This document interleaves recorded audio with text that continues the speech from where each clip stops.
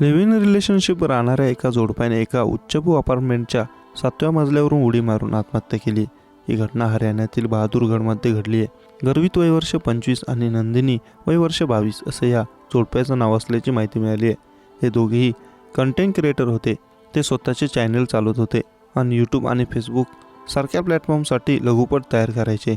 मिळालेल्या माहितीनुसार काही दिवसांपूर्वी हे जोडपे त्यांच्या टीमसह डेहराडून बहादूरगडला गेले होते। त्यांनी रुहेला रेसिडेन्सीच्या 7व्या मजल्यावर एक फ्लॅट भाड्याने घेतला होता। तिथे ते त्यांच्या 5 सहकाऱ्यांसह राहत होते। पोलिसांनी दिलेल्या माहितीनुसार आज सकाळी 6 वाजण्याच्या सुमारास या जोडप्याने आत्महत्या केली।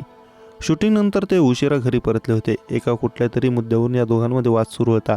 त्याच वादातून या जोडप्याने 7व्या मजल्यावरून उडी घेत आत्महत्या केली असावी असा अंदाज पोलिसांनी वर्तवला आहे। दरम्यान या घटनेची माहिती मिळताच पोलिसांनी घटनास्थळ गाठून मृतदेह शवविच्छेदनासाठी पाठवलेत। या दाम्पत्याने टोकाचे पाऊल का उचलले याचा तपास पोलिसांकडून केला जात आहे।